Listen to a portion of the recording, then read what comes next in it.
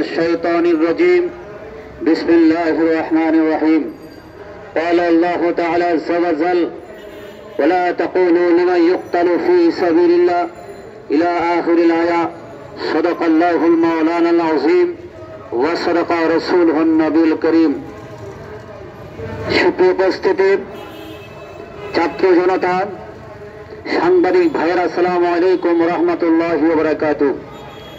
আপনারা জানেন আজকে আমরা এখানে দাঁড়িয়েছি অত্যন্ত একটা গুরুত্বপূর্ণ ইস্যুর উপর।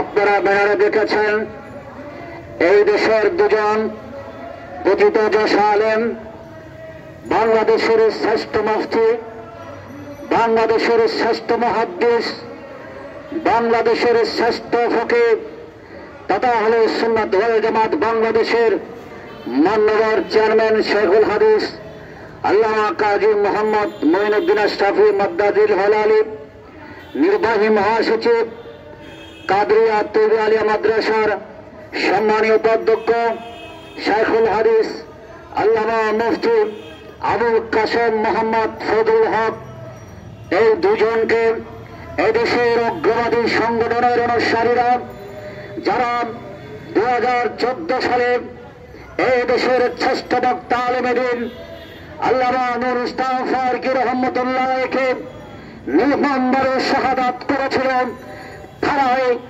আবার এই নতুন সরকারের নীরবতার আড়ালে পুলিশ প্রশাসনের অবহেলার কারণে আজকে একেবারে সেই জঙ্গি গোষ্ঠী আমাদের শ্রদ্ধেয় দুইজন মহান নেতাকে হত্যা করার জন্য হুমকি প্রদান করেছে।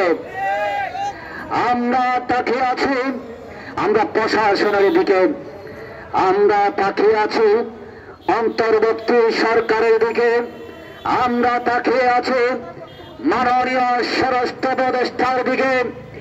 আমরা বারবার আপনাদের দিকে তাকিয়ে থাকি এবং প্রত্যাশা করি আপনারা আমাদের সেই কথাগুলো শুনবেন এবং বাস্তবায়ন করবেন।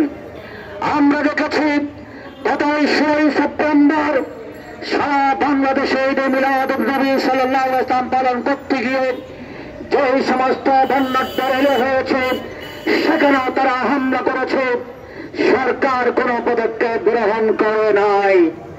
কিশোরগঞ্জের কুলিয়ার ছড়ে আমার ভাই মীর মোহাম্মদ বিলনকে সে ওহাবী গোষ্ঠী, খারেজি গোষ্ঠী, উগ্রবাদী গোষ্ঠী নির্মমভাবে হত্যা করেছে। প্রশাসন মামলা নিয়েছে, আমাদের বিরুদ্ধে আসামি করেছে। আমরা যারা শাহাদাত বরণ করেছি, আমরা যারা আহত হয়েছি, আমাদের বিরুদ্ধে মামলা নিয়েছে। এটা প্রমাণ হয় সরকারের একটি অতি আবেগী গোষ্ঠী, অতি উৎসাহী গোষ্ঠী তাদেরকে সমর্থন দিয়ে যাচ্ছে এবং আমাদেরকে দমন করার জন্য তারা কর্মসূচি নিয়ে মাঠে নেমেছে। মনে করবেন আপনারা নুরুল ইসলাম ফারুকীকে হত্যা করেছেন, এক নুরুল ইসলাম ফারুকী লোকান্তরে লক্ষ লক্ষ ফারুকী প্রতি ঘরে ঘরে জন্মগ্রহণ করেছে। আজকে নুরুল ইসলাম ফারুকী কণ্ঠরোধ করার চেষ্টা করেছেন, আজকে লক্ষ লক্ষ নুরুল ইসলাম ফারুকী রাজপথে নেমেছে। আজকে লক্ষ লক্ষ নুরুল ইসলাম ফারুকী মাঠে নেবেন, সত্য কথা বলে যাচ্ছে। বন্ধুরা আমার, আজকে আমাদেরকে কেন এই রাস্তায় দাঁড়াতে হলো? আপনারা জানেন গত 6 সেপ্টেম্বর থেকে মাদার উপর হামলা করেছে, আজকে পর্যন্ত হামলা অব্যাহত রেখেছে। আমরা ধর্ম উপদেষ্টার সাথে সাক্ষাৎ করেছিলাম, এই বিষয়গুলো আমরা উপস্থাপন করেছিলাম, উনি আশ্বস্ত করেছেন। তারপরে তিনি মিডিয়াতে বক্তব্য রেখেছেন যে কোনো মাদারে হামলা করলে তার আইনানুগ ব্যবস্থা না হবে।